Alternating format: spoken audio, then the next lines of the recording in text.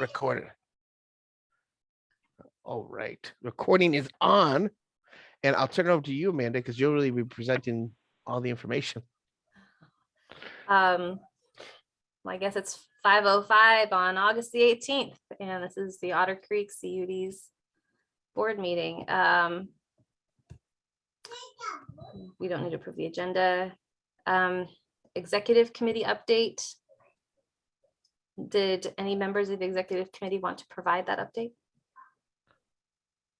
There's not much of one. I don't remember what happened. I know that Chris stepped up to do the website stuff. That much I do know, which is fantastic. Chris did offer, which is great. We reviewed the proposal for financial services, which was a little high, especially considering we don't know what the actual need is.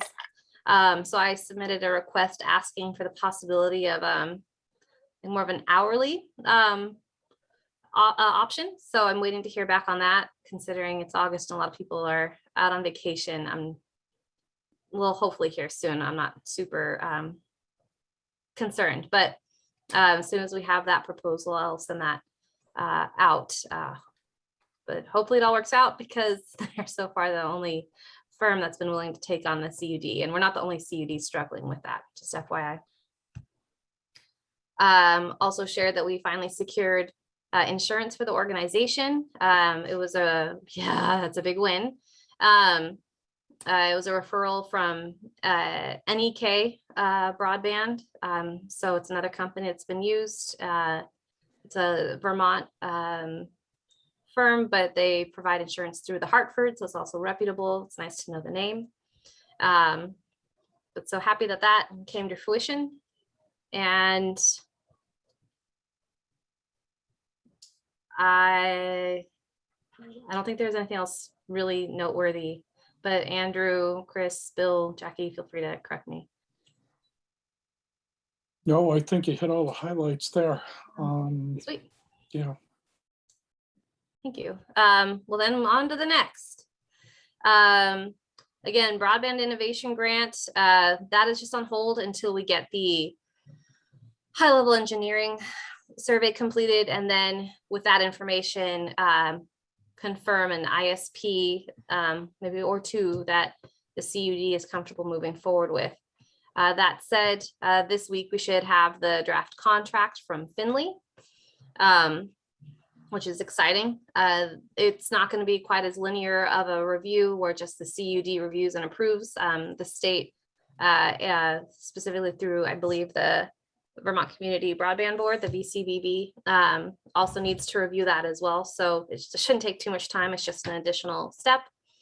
But they said that they actually have a little bit more capacity than they anticipated. So they will definitely be able to start by the end of August, assuming the contract is signed, which would put us at, I think, like early November for high level engineering study. Or maybe even sooner. So that's very exciting, because that also does include a site visit, which is positive news. I think the CUD needs to submit its first requisition for the H315 funds. Otherwise, it's set to go.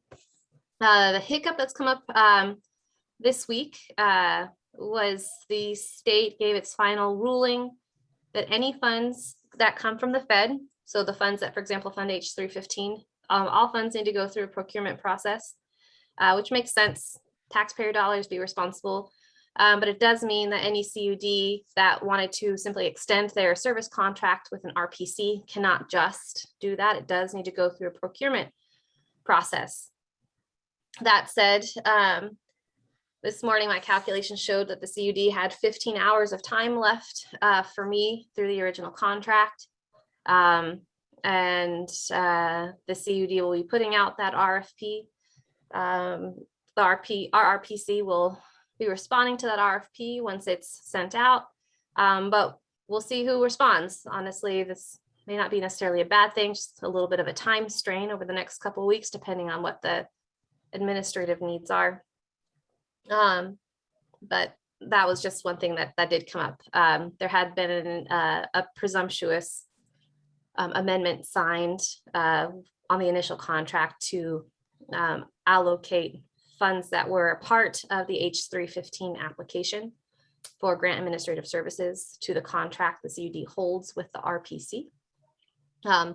But with that ruling, so to speak, that amendment is null and void. So procurement process that you have is in place, and the RFP process will be followed. So Question for you, Amanda. Actually, we also do have, I mean, not that it's a ton of money, we also still do have some money. I mean, if there was some sort of overlap or some space where we move out of the contract before we get our next contract with presumably you guys, that we could still pay for those services, for that 20,000 for that DCF grant. it was 20. I believe there's just there's There's about 20 $20,000 somewhere in there, remaining yeah. from the Vermont Community Foundation grant, Right. which would theoretically cover any provide stopgap funds until something is finalized with the H315 funds, correct? And it would leave you more than enough to pay for financial services, whatever that looks like. Another question for you, Amanda. Yep. The H15, the H315 funding, could we apply for an extension beyond like this next period of time? No. No, Okay, it that's has to right, be yeah. used by, I think, Yeah, right. December 31st. Right, Or all right. the reporting has to be submitted by December 31st. Okay. So, yeah, we shall see.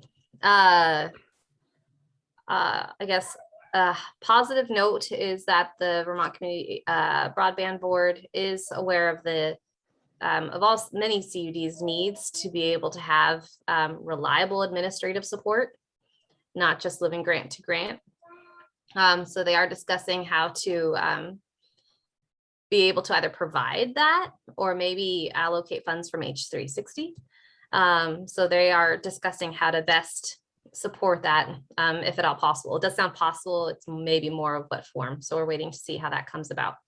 And I've been advocating strongly as I can to make sure they know how critical that is. It can't just be, again, grant to grant, not knowing where your support's going to come from, especially if faces change. That doesn't help. But that also kind of hinted on update for H360. Still waiting on info, but that's the only little bit of info I did get in terms of one thing that they're discussing. Administrative updates, kind of got that through the executive committee update. Larry Corsell did very kindly type up a VCUDA update for me to read to you, so apologize. I'm going to read straight from his letter. VCUDA meetings had this month were on the 4th and 18th of August. There was a report from Christine Hallquist, who is the executive director for VCBB. They are discussing centralizing resources for CUDs. There are 4 main areas for consideration: financial tracking, grant administration, GIS services, and legal support. The VCBB has freed up construction grants, not limited by ARPA funds. The VCBB is working on the following: how individual CUDs integrate with state backbone, keep the price of data down. I think that he's saying the state is figuring out how to get the ring built. So I think like the broader infrastructure to support maybe more local or rural networks. In 10 years, hopefully their hope is CUDs own their own networks, but that might depend on CUD to CUD, what design or approach they take. They're also discussing how to help local providers stay healthy. Every Vermonter deserves, quote unquote, every Vermonter deserves, yeah, baby, to be connected to world-class fiber. Also news, VCUDA hired, not right now, kiddo, I'm sorry, in a minute, hired Will Anderson. He was, I believe, a USDA intern as the interim program coordinator. He starts September 6th. VCUDA appointed Laura Sibilia to the VCBB. Just as an FYI, VCUDA has $50,000 in the bank. FX, I believe that FX shared the VCUDA dues structure tool with the board. So that's news. That was not known before. The board will consider all data for calculating dues and will continue working on the spreadsheet. The board continued discussions around VCUDA memberships, the value of the organization, timing of implementing the dues structures, and steps moving forward. Members are encouraged to take this topic up with individual boards of executive, individual boards or executive committees. Can you hold on a second? I'm almost done. For feedback to prepare for the vote at annual meeting. For example, OCCUD proposed miles is 1,270 at 10 cents. Premises 30,578 at 5 cents. So total Otter Creek dues would then be $1,656. So something to discuss, and I look forward to having Larry at the next meeting to facilitate that discussion. In a little bit. Today we had a presentation from Steve Horan from Lerman Center, who's the FCC primer, and Larry will report on that at the next meeting. Meeting was also recorded in case anyone wants to see that recording, and I apologize for the background. So that's the VCUDA update, which I can also happily send to any of you who request. And that's all I have for the rest of the agenda for today as well. I'm sorry, my husband's still working. Do not, first of all, do not apologize. It's adorable. I don't know about you guys, but I love I don't know it. if everyone thinks that. So Oh no, I just think so they you know, do. I am cognizant of the professional No. aspect of this. Oh, stop. This is, like I said, this is. Does anyone have any questions? You can translate some of that for us and, you know. Yeah. The VCUDA stuff. Oh, no, I meant your daughter. Oh, yeah, I get like a fraction of that. She wants orange juice. I did get that. Nice. Look Okay. at that girl, Sugar. some orange juice. Important. Well, good. Well, since again, this was an official meeting, we don't really have to get any sort of motion to adjourn. Has anybody any questions? I mean, anything we want to talk about? I mean, we're sort of waiting for high level design and Pretty much. yeah. Yeah. Well, and again, thank you, Chris, for stepping up to take over the technical stuff around the website. That's fantastic. What's the handoff for that gonna be like? I'm gonna obviously have to sit down with somebody that go over the login and what you're looking for and that sort of thing. I'll coordinate to go over that with you and hand that off, and also try to get as much taken care of on the front end of that, so you don't have a to-do list upon receipt. Okay, so you've been primarily taking care of that then, Amanda? Yeah. Okay. And I have the login information. I've been uploading, well, periodically uploading the OCCUD meetings to YouTube. So we have a YouTube, a Gmail account, a YouTube account that is associated with the OCCUD as well. But I can continue to do that because we use it we manage it right now through our town account, and Cool. it's easy. One thing I would say is, in terms of that RFP, the CUD will be putting out, I'm sure it'll go out to all board members. So review that if you know of someone that should apply. It is, potentially longer term work to consider. I mean, of course, the RPC is going to apply, but this is a regional need, and any referrals, I think, are a good thing.